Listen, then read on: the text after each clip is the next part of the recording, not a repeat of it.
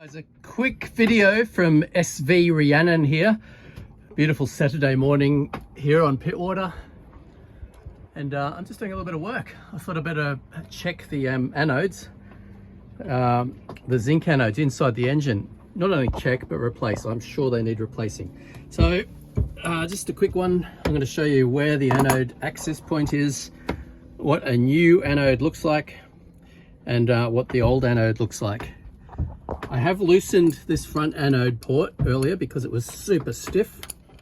In fact, I had to use my manual crank handle there as an extension on my shifting spanner to get some leverage. So it's a pretty simple job. I've never done this before, but I just thought I'd film it and show you, because I searched YouTube and couldn't find a video detailing this, the anode replacement on the 2QM20, which I'd imagine is the same as a 2QM15. So basically you undo this and then your anode, here, where is it? There it is, and as you can see, super worn. Not a lot left in that anode. A bit of rubbish came out earlier. A bit of zinc that was sitting in the little area. And what I'm going to do is, I don't know if this is kosher, I'm going to actually start the motor, blow some salt water through there, and just try and flush any extra debris out. Okay, so I've got the motor ready to start. Little cup underneath that port. Hope it doesn't fly out in great quantities, we'll see.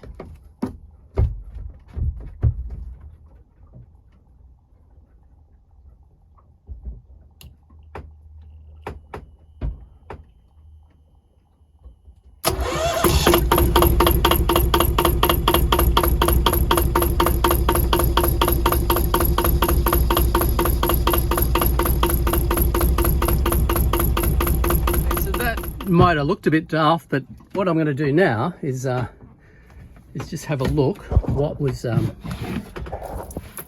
basically what was in left, what came out, you know, what was inside. And look at that. Let's pull that water down there, and as you can see, a few little remains of the old anode, possibly a few other foreign objects. So basically I've just given my cooling system somewhat of a little clean out. What I've also done is obviously just put some salt water on my engine, but I'm going to give that a clean shortly, and then inox the whole thing with old Lanox. So I've just unscrewed the old anode, you can see it there. I have a chucks here, a wipe.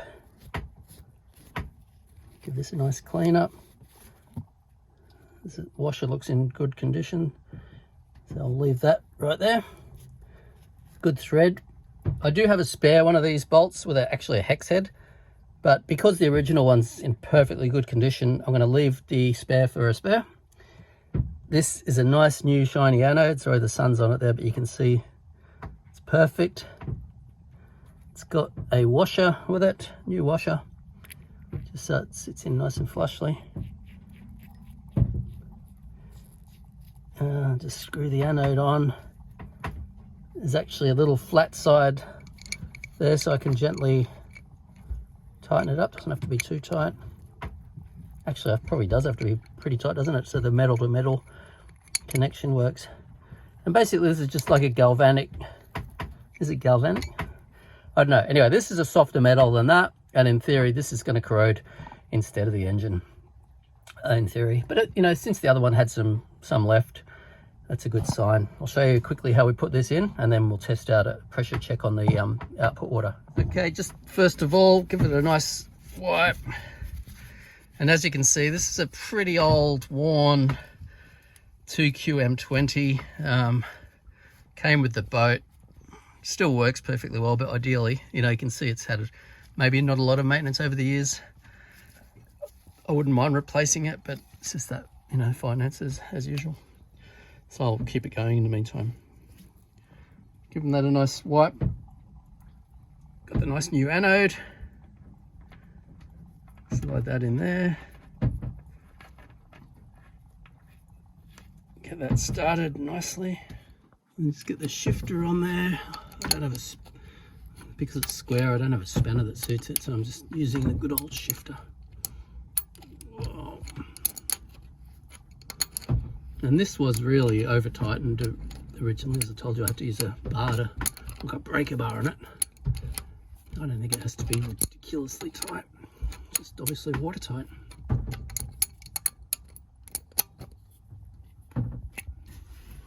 I'll give it a little bit more than that.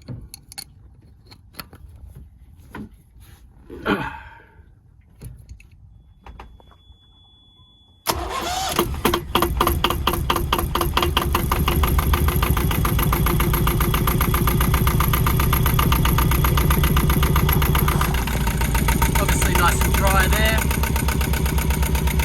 Motor's running well. I can just reach in here and give it a little tweak, a little rev.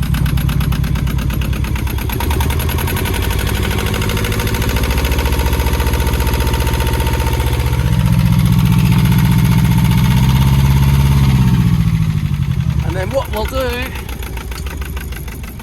is go out the back and have a look at how it's pumping. As you can hear, heaps of water coming out of there, so that's good. What it is important to remember is that there's a second anode on the back of that 2QM20 motor. I only have one zinc anode. I've got to order another couple of spares. So replace them both at the same time. I'm going to order mine and then replace the second one, but it's basically the same process as that. Hope you've enjoyed the video. If you've got any tips, add them in comments below. Talk soon. See ya. Thank you. Bye.